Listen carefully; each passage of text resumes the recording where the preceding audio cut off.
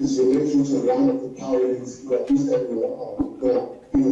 power, which is the management of resources, where you mentioned corruption and stuff. And when we're fighting corruption, I believe the judiciary plays a very critical role in the enforcement of law. So my question is,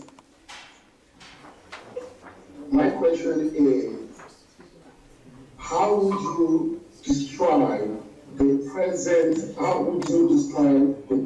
judicial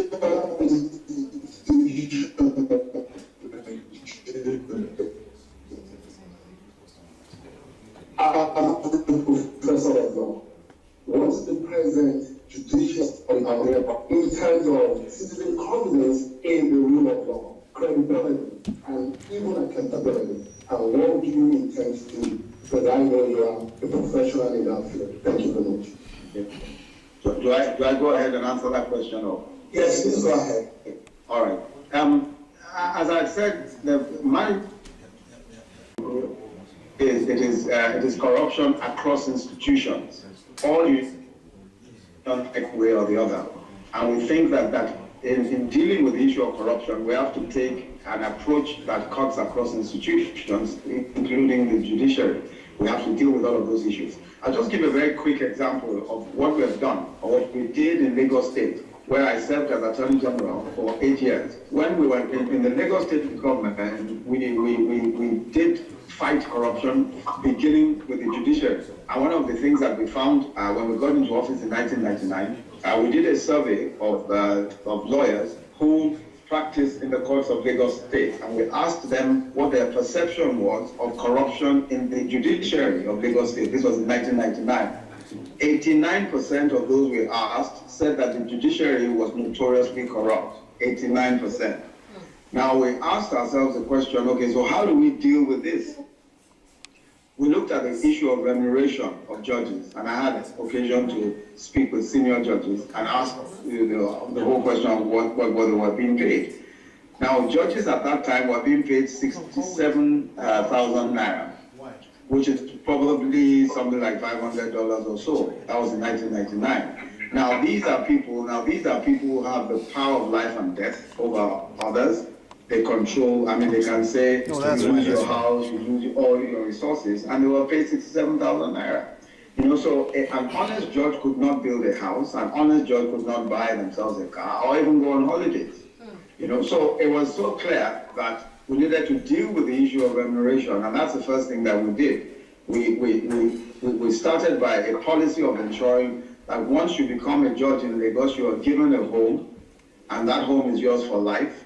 Where you're given a 4-bedroom home with quarters and all of that, and that's your home for life. We also give you medical insurance, travel allowance, all sorts of things.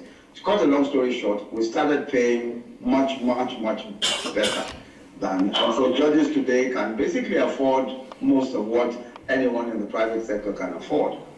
Now, the second thing we did in Lagos was to say that that if there is a complaint made against a judge, if a complaint is made, it will be processed and there will be a conclusion. There will be a sanction if need be. And what happened was that by 2002, 22 magistrates had lost their jobs. 3 High Court judges had lost their jobs.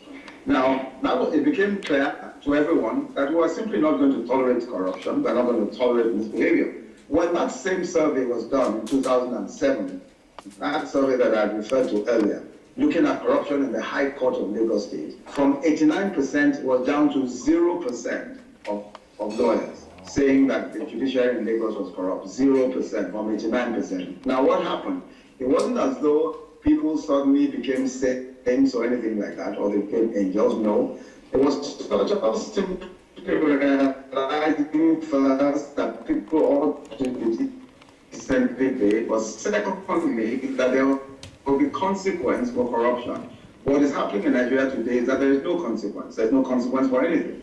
So the impunity that we see is what needs to be controlled. And that needs to be controlled across institutions. Every institution must know, whether you're the police, you're the civil service, or the judiciary, that it will not be tolerated. And once that is clear, and the number one person sets an example, and everyone knows that he will not tolerate it, then, things will certainly shape up. So I'm completely convinced that we can deal with the issue of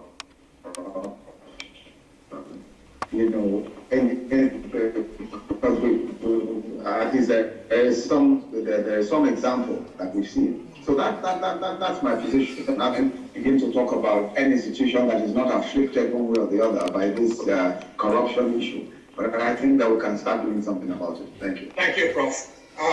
Mr. Ibrahim, over to you in Toronto for the next question. All right, thank you, Deji. We'll ask the first question. Deji, please go ahead. Good evening, Professor. Happy New Year, and congratulations once again on this important assignment before you. My question here is that what will APC do to harness the brain drain that has plagued Nigeria? We have so many people in the diaspora here, and we have doctors, IT consultants, and all the rest. So what will APC do to harness these brains that are outside of Nigeria? How do you intend to incorporate them into your government? Thank you very much. Thank you. I may have missed a part of that question because there was some kind of a break. But if I understand you,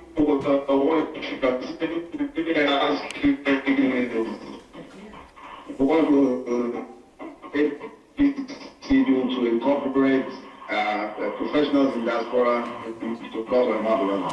Exactly. If I'm correct, then our response to that first is that we believe that one of the reasons why our brothers and sisters in diaspora remain in diaspora is because they simply do not see much hope coming home. So we think that an important step in being able to bring people back home, those who wish to come back home, will be in creating that environment. And we think that environment can be created if we do the things we say that and we try and clean up the institutions. Because it's very important, especially for people who have lived in very structured societies, where people have lived in places where things work smoothly. You need far too much sacrifice to exist in a place where there's so much impunity and things are just not properly regulated. So I think that creating a proper environment, not just for local people, because local people too need that environment, but that environment will encourage people from diaspora to come and work in Nigeria. Aside from that, I think that there's so many areas in which expertise would be very useful. But one of the ways by which you can do that as government is to encourage, especially look at the medical sector, for instance.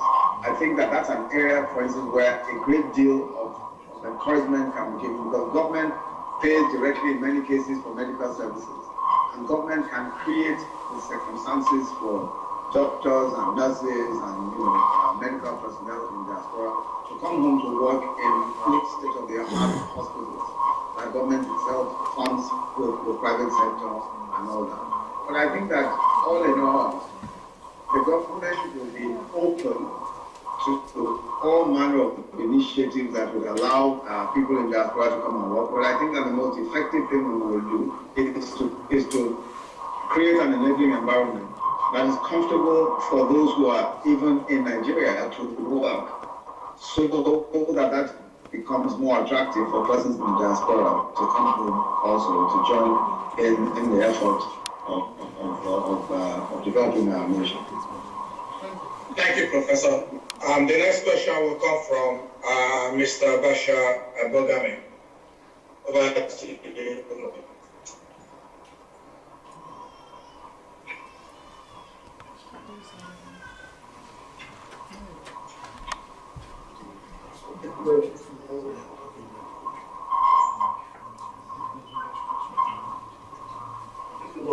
What I ask is the situation we have, everybody has seen how our leaders come and go. And the basic improvement, the basic difference in our lives is almost always noted only in those who were in government or who were direct participants. The question is simple. What specific plans do you really have that will benefit a vast majority of our people? Those who are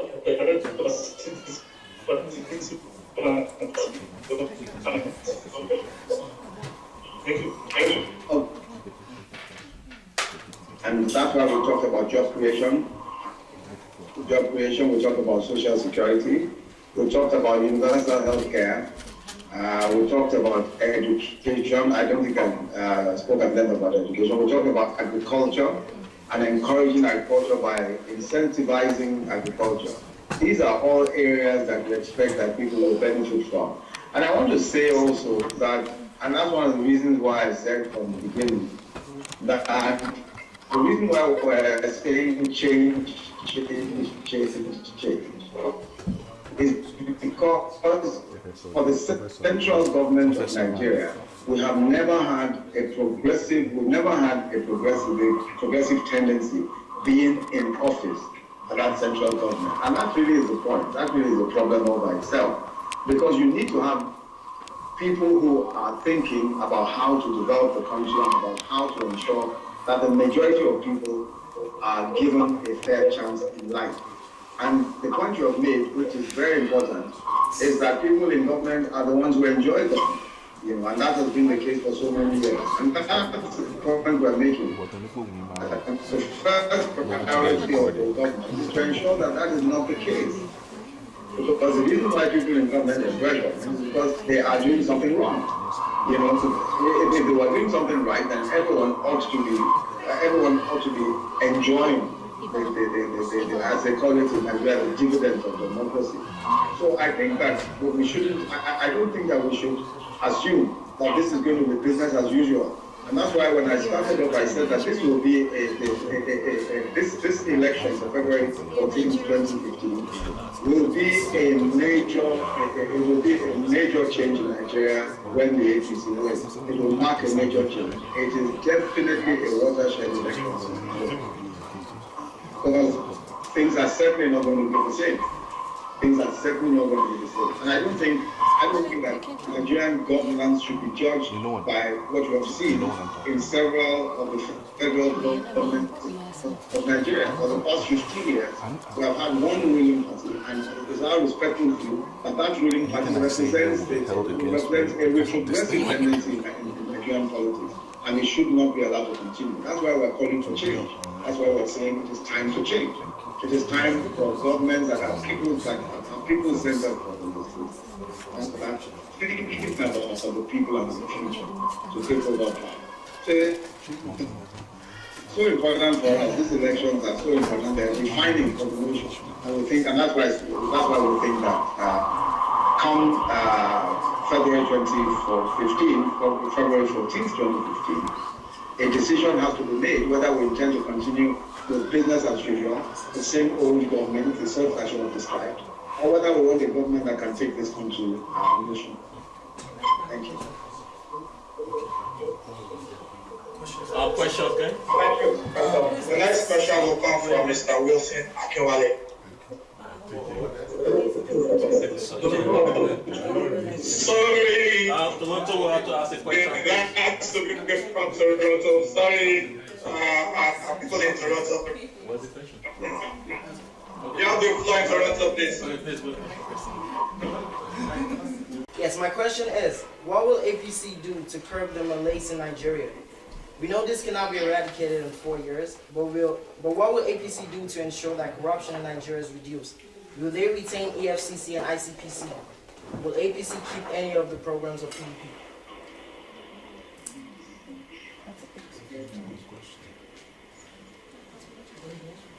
Okay. Yeah, let me answer that quickly. First, the EFCC and ICPC are important. These are important organizations, including the NFIU. And we also have the laws. We have the laws also. We have very strong and effective laws. The EFCC Enabling Act, the ICPC Enabling Legislation, NFIU Enabling Legislation. There is no problem at all with the framework There's no problem at all with the laws. The problem is the political will to fight corruption. It's the political will. So we of course intend to retain the institutions, but we intend to ensure that the institutions are independent and that they are allowed to fight corruption. We expect to put in charge of those institutions credible individuals who are backed by the federal government. And that is very important. No matter who is heading an institution, unless there is a political will to ensure that there is and that they are allowed to fight corruption, you may find that no matter how good the person is, corruption just remains and festers. So for us, we need to strengthen the institution, we need to strengthen the EFCC, strengthen the ICTC and the NFIU and all the other organs, and make sure that these institutions are allowed a free hand to fight corruption. And we will measure their performance. We will measure their performance by what it is that they manage to do, what it is that they respect it. So I think the political will is the most important issue for us. And if the political will is there, as it will be, then we expect that corruption will be fought. The other thing that we intend to look at is the whole issue of the burden of proof of corruption. Today, the burden of proof of corruption is on the state.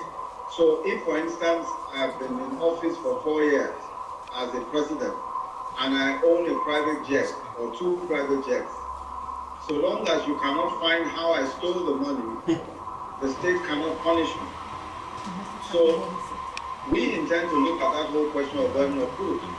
If you are supposed to be earning $5,000 a month, and then you go and buy yourself 2 private jets, then you are the one who has to explain to the state how you came about 2 private jets.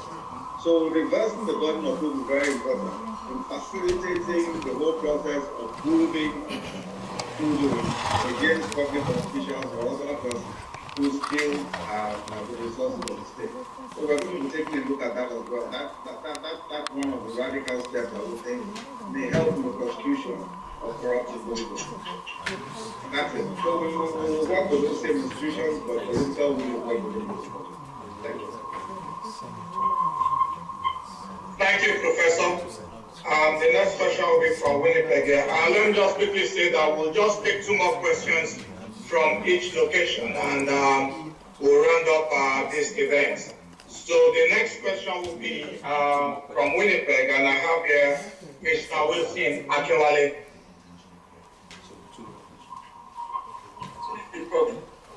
I want to ask you this question, sir. Are you going to declare your assets before the election? You make it public, and if you are elected as the Vice President of Nigeria, after your tenure of office, will you make your assets known to the public after you leave office? That's my question. Yeah. Well, yes, indeed, that will be the case. We certainly intend to declare assets. General Buhari, in his first time in office, declared his assets and has declared his assets every time that he's running for elections. But we also intend to set the example by declaring our assets before and after. Of course, you are familiar with the fact that under Nigerian law, you are required to declare your assets anyway.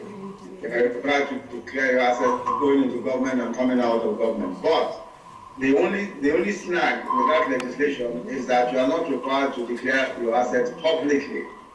And that's something that we will certainly be doing.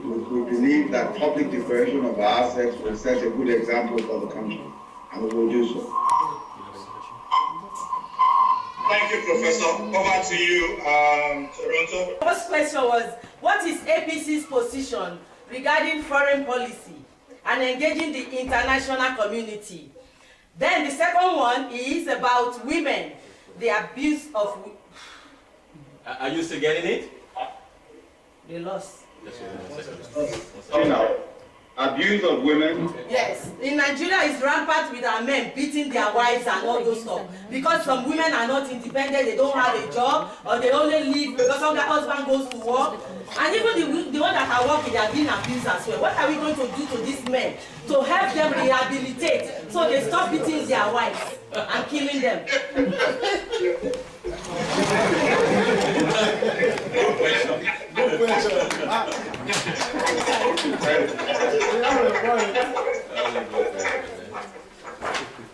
Well, our foreign policy is a very broad, and we may not be able to speak extensively on it because of the time constraints.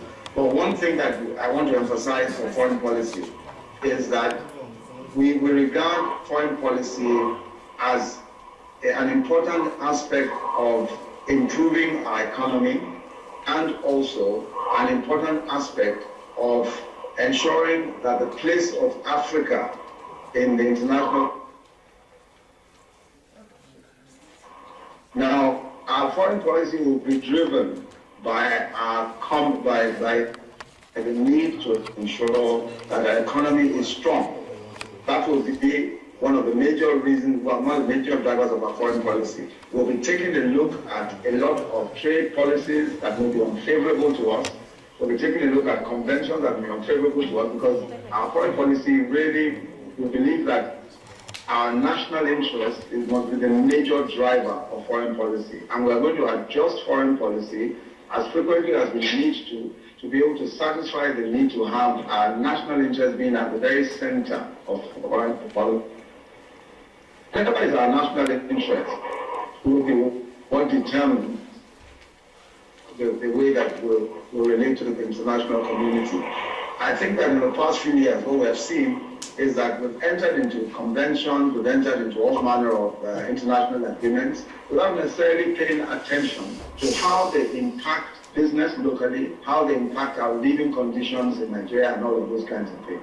And that's why for us, foreign policy will be guided by national interest and how it will affect our economy and local interests. And also, as I said, by we're also concerned about the place of Africa in the international community. We believe that Africa must be given a place of respect in the international community, and that will also be a big driver of foreign policy. Going quickly to the question of abuse of women, I think that it is a problem, and Lagos State, for example, has set some very progressive policies and some very excellent examples in that area.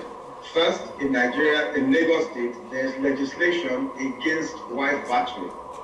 There's legislation, and for battery, a man can actually be sent to jail. The other thing is that under Lagos State law, there is a family court. We now have family courts where, and I know several different cases where women have actually gone to court to prevent, there's situations where a husband, without divorcing his wife, is separated from his wife and wants to take the children by force, or abuses the woman and all that kind of thing. Family courts are not able to issue injunctions restraining a man from moving anywhere near his wife if his wife comes to court to say that she's been abused by him. So the family courts are very strong, and incidentally in Lagos State, 75% of judges are women. So that also empowers women who may feel threatened by battering or any such thing. Indeed, a lot of men are frightened of the family courts because they know, first of all, that the family courts take no nonsense, and generally speaking, men are also concerned about the sheer number of women in the judiciary in Lagos State. So you have very many people who are at the forefront of all of the agitation against wife battery, especially in Lagos State. Unfortunately, the rest of the country is very slow in coming to those standards that Lagos has. And it's especially so in very many of the rural areas. And of course, you find that there are all types of abuses. Abuse is not just wife battery, Of course, about female genital mutilation in some parts of the country and all that, and several other different forms of abuse. Even exposing young children to street trading and those kinds of things. Those things are also abusive of children and all that, and abusive also of women in some cases.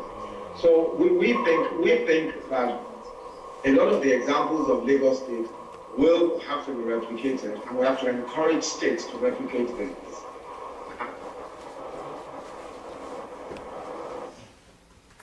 Get that a lot of these issues are state issues. The whole question of wife battering, protection of women, criminal justice are state issues. So it's the state legislature, not the federal legislature, that would draw up those kinds of legislations. So we intend to support states that support these kinds of legislation and encourage states by drawing up a minimum standard that states ought to be able to conform with. So it's something that's really a front burner issue. And as you can imagine, most women are as passionate as yourself about how women are being treated. And I can tell you that we have no shortage whatsoever of very serious women activists who are complaining in the same way that you are complaining. And many men are joining in that struggle as well. Thank you.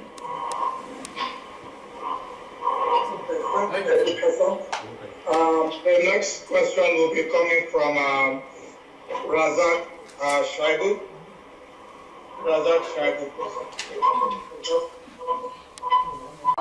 My name is Oyinda, and my question is, if APC does win, what should we expect in the first 100 days of election? Did you? I expect that in the first 100 days. In the first 100 days, we should see serious action on corruption.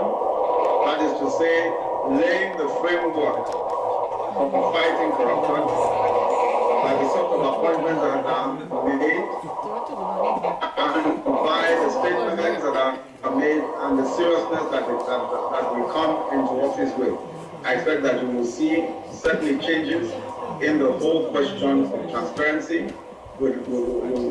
Government will be transparent, and there will be an effort to ensure that there is accountability, especially in the oil and gas sector, in the public finance sector, and all of those areas. We expect that there should be transparency.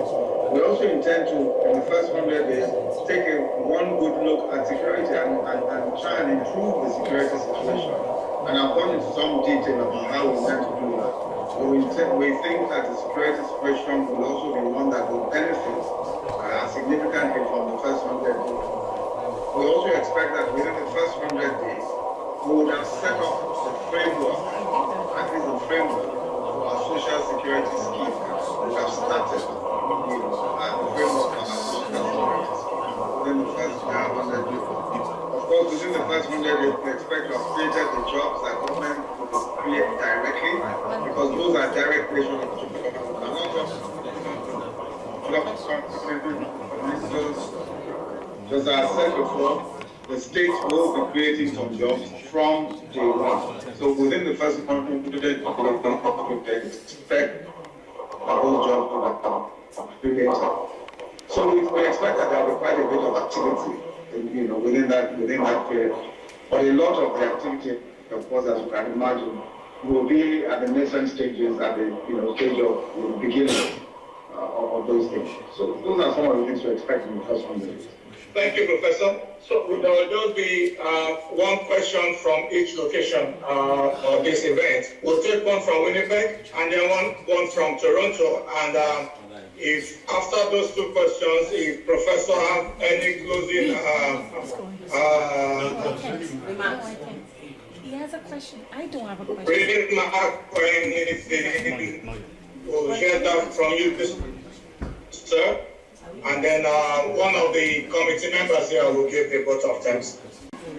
We've been talking a lot about accountability and corruption in Nigeria, which is one of the main banes of society. And we wanted to know how will members of an APC federal cabinet be held accountable by the chief executive in such a way that it will show the public that the kind of impunity that we have seen rampant currently is no longer acceptable. Thank you, sir. Thank you. Yeah. Thank you. I think the first thing to note is that there are very few Nigerians who doubt that General Buhari is a serious and forthright anti-corruption crusader, if you like. I think that that's something that everybody accepts. that he will not tolerate corruption. And that's very important. If the number one person, the CEO, as it were, does not tolerate corruption and strengthens the institutions, all the anti-corruption institutions, ICPC, EFCC, NFI, and all of them, if he strengthens them, then no member of the executive will escape with any kind of wrongdoing. That's it. We expect that because General Buhari is very well known for his stand against corruption, and because that is one of the commitments that he has made going into these elections, that there will be a serious, that he will take corruption seriously, the fight against corruption seriously. We expect that it will be very easy indeed for members of the executive that he will appoint himself to comply. So I don't think that there will be a problem with the executive compliance, because the number one person is simply not people at home. To let them understand that the elections of February 2015 are defining for Nigeria, and that they must go out and vote, and that they must vote for change, and change is APC. We cannot afford to go on with a government that has been so badly discredited in every single facet. We must make that change come February 2015. And I hope that you'll be able to spread this message of change to all of those who are friends and family back home in Nigeria. And we are very expectant. We believe that, that God Almighty is going to help us to take our country out of the current doldrums and bring it to a place where it will be respected in the community of nations, and Nigerians will be able to put food on their table and lead decent lives. Amen. Thank you very much.